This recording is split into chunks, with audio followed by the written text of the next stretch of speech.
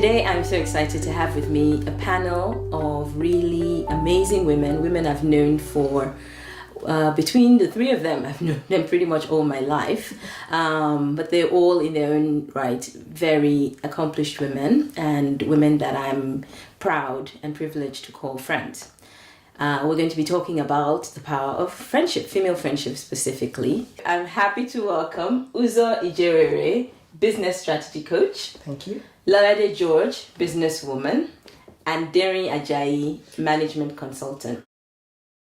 I think I'm going to kind of go back a little bit and say how I know each of you, just to set a context for this conversation. So Uzo, I've known since went to same secondary school, so I'm not going to date myself, but I've known for a couple of decades. Yes, easily. Easily. Lolade as well. Lolade and I didn't go to the same secondary school, but we've known each other since secondary school. Lolade and I think became closer when I moved to the UK 3 years ago.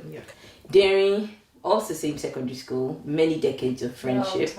But again, a friendship that has evolved over the years. I'm so grateful, and I don't say this lightly, I'm grateful to have each one of you in my life. And there's a reason I was actually quite intentional about who I invited onto this show. And I say this because I have a lot of friends. No, you're joking. And so the statement of the year. Because I do not want to cause a world war, I want to say for the record now that each one of you represents your friendship with me, but you also represent my friendship with other women who are not sitting here today. Yes, agreed. So you're representative of the breadth of female friendships that I've been privileged to enjoy. It's a conversation, as I said, so this is going to be going back and forth.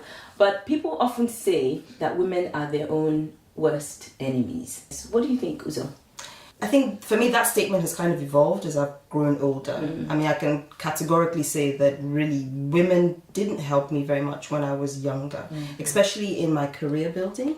I found that the women I worked with, for some reason, one way or the other, very reticent to actually be open and honest and to give advice and to actually fully mentor me. And I seemed to get more support from the men that I worked with, which I thought was very strange. I didn't understand why that was. As I've grown older and I've started to do my own business, and I've started to really maybe lean on my female network of friends in terms of advice or just a shoulder to cry on or referrals, I see that actually we really do come together to help. And I say this because I'm an only girl. I grew up with boys, there are 35 male children in my extended family and only 5 girls. Right. So I'm a tomboy, don't let the heels fool you. But so I've grown up with guys. I know what I'm very comfortable in a male environment. But as I've grown older, I've seen that the support that women can offer, it's different, it's unique, and it's deep. I don't know how else to express that. Yeah. But so I would say that yes, when I was younger, no, now. Okay. I think it's a thing of maturity. So obviously when we're kind of younger, in school or sort of growing up, it's always been a type of competition. People have seen each other as competition, or trying to get ahead or do better than the other person, and you find a lot of people generally don't help. The other thing is that on the social scene, women are kind of more social in terms of talking, interacting with one another, always the ones to gossip, know what's going on. And, when you find that more women gossip than men, they tend to be the ones that carry the stories round. And in that sense, they become almost the enemy of one another and can be quite judgmental as well.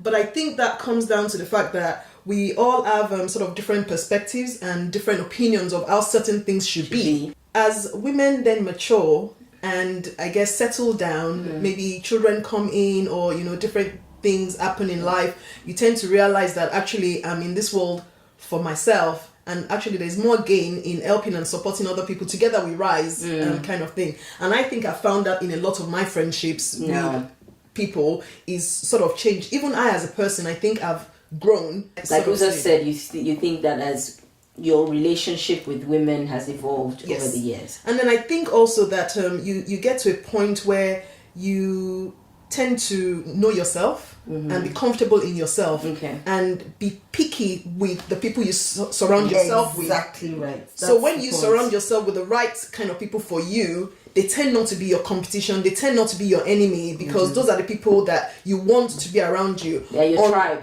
Exactly. Unlike previously, you just have a whole lot of people. And as you get older, then you make, as you say, the choice, choosing. and then so things kind of do settle down. And then when they say that when you're 40, you sort of get to a point where you don't suffer fools. This is it. You don't make apologies for not necessarily being close to certain people, perhaps. And I think that helps when you get to the point where you can be real and not feel that you have to be a certain way, and then you surround yourself with the people that you want to surround yourself with. Okay, great. I think that helps. Derry, you're coming off the back of some very opinionated women here. No. Why do you apologize for being? We're going to come back to that. Why do we apologize as women? We apologize a lot. Yes, but Derry, I don't quite agree with the statement. Okay. I think women are more complicated than men. So the question, are we our own worst enemies? I think we're a lot more complicated, which makes for a more complex interaction and more complex relationships. But for me, the most significant relationships in terms of mentoring, friendships, help, support have come from women. Really, if I look, my best boss has been a woman. My worst boss has been a female. My best friends have been women, and the people who have hurt me the most have been women. So it's difficult to say that women were our own worst enemies. I think we're just far more complicated human beings. Men are simple, in my view. Okay. I don't think that's it's applicable. It's a universal rule, but I think men are much more simple. At work, my male bosses, I knew exactly how to handle them. My male colleagues, I knew exactly how to handle them. With women, there's no formula. You never know what you're going to get, which I love. It means that there is no template. You go in and you think I have this sorted, and then you just throw in a curveball, which I think it makes for so much more interesting relationships. So I find women the most challenging, but I find them the most interesting. But my best and most complex and interesting and varied and rich relationships have been with women. And I wouldn't trade that for a thing. Amazing. Awesome. I think I've always been vehemently against that statement of women being their own worst enemies. I just don't think it holds water. I don't think it stands up to any kind of statistical analysis. I think women are just people. And people are good. Some people are not good. Some men are good. Yes. Some are not. And most people are not just one thing. Of course. Yeah. So very rarely will you find someone who's all good or all bad. But I think, I don't know, I'm a feminist, obviously. And because of that, I feel like I'm against the idea or the notion of holding women to a higher standard than men. So when women mess up, somebody wants to come and say, hey, woman, pulling other women down. But when men have complex relationships, men can be nasty when they don't agree in politics, in life, in relationships, in business. Nobody says, men, pulling men down. Yes. Why, as a woman, does she have to carry the burden of helping all the women in the world? And I really do believe, as Derry said, that my best friendships, my best relationships, the best help I've received. But I don't think that any woman in and of herself has this divine obligation to be to everybody this Madonna or whatever. She's to be a good person. Yeah, but so if Derry is not the best mentor to a woman, another woman at work, does she therefore stand for all women? Of course she not. shouldn't. No, And exactly. So when women say, or when people say rather, oh, this woman, or even the statement that is often attributed to Madeleine Albright, I don't know if she's the one who said, there's a special place in hell for women who don't help others. There's a special place in hell for anybody who doesn't help anybody. Exactly. Why? Because I just feel like women, we have so many self-inflicted or burdens that we're carrying, and then society is heaping all these other burdens on us, and so many times we can't be our authentic self. Yes. The pressure to be nice, the pressure to be liked, the pressure to everybody, everything. In my industry, management consulting, it's predominantly men. And it's not a very female-friendly environment in the sense the working hours, the socializing. So men are the majority. And when most of the VPs, the senior principals, they're men. So the women in high positions and even mid-management, it's the exception. It's not the norm. It's changing.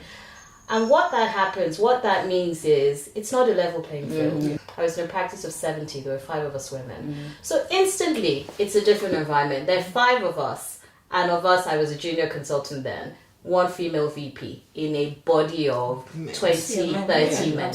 Naturally, I looked to a woman to give me that extra. How should I do things differently? Give me advice. I don't have a family, but there's that, how did you get there?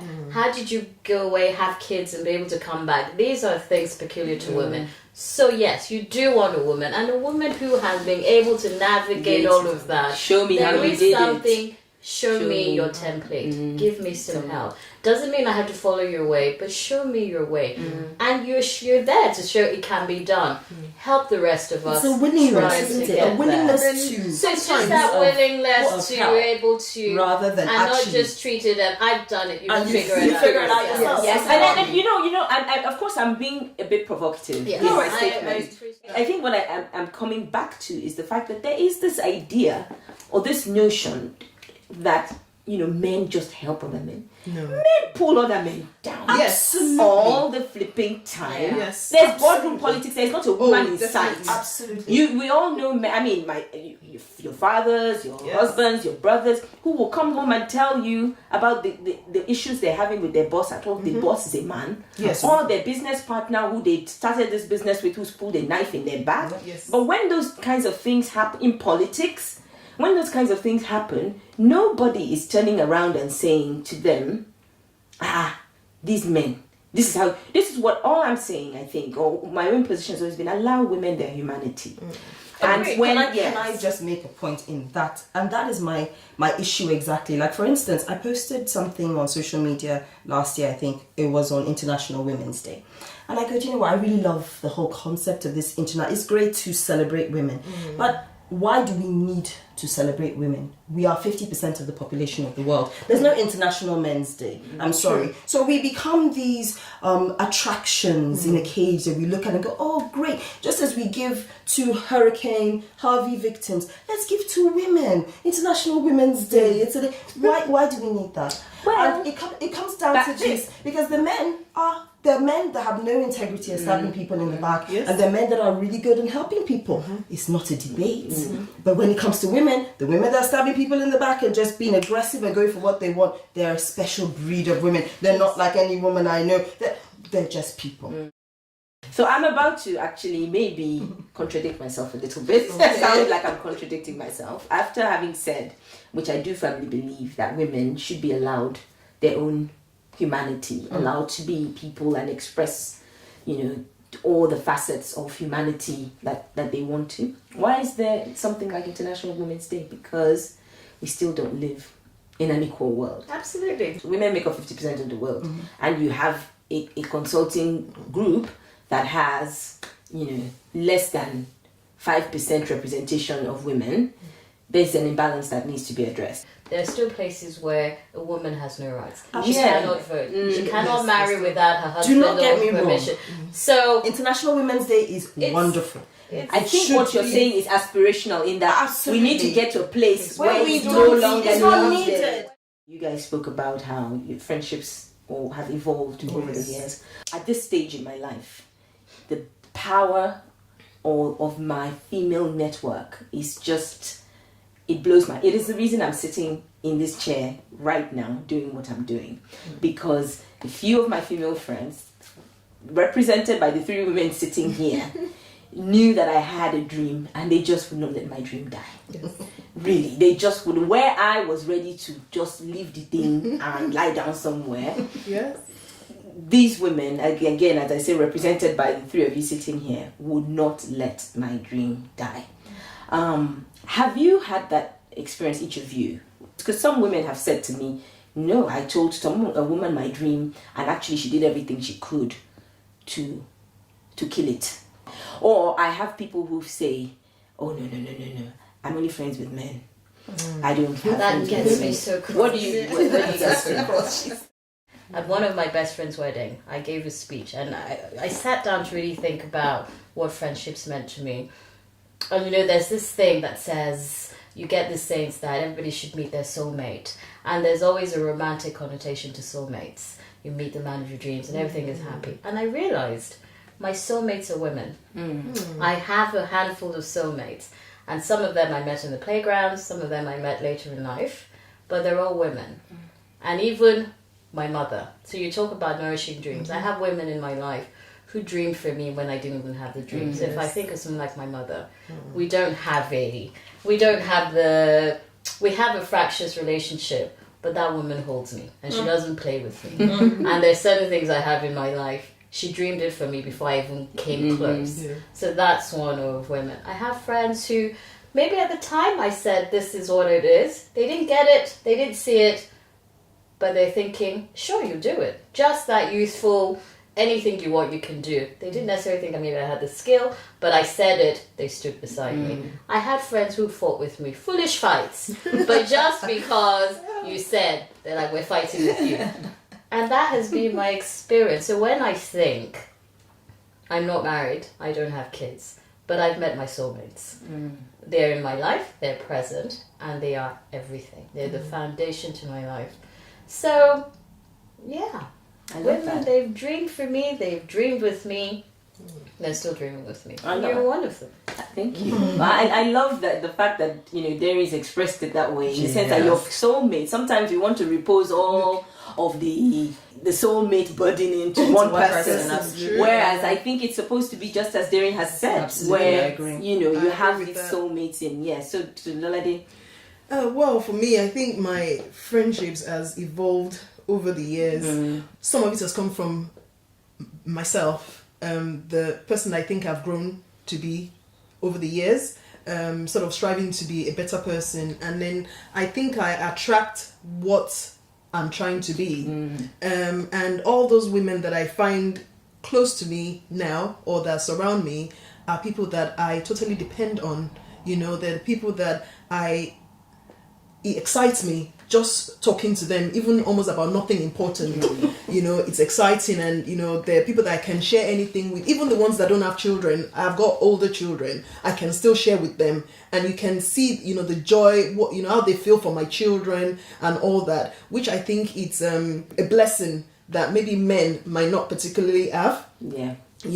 And yes, again, relationship with my mother. My husband doesn't like to hear this, but my mom is my best friend.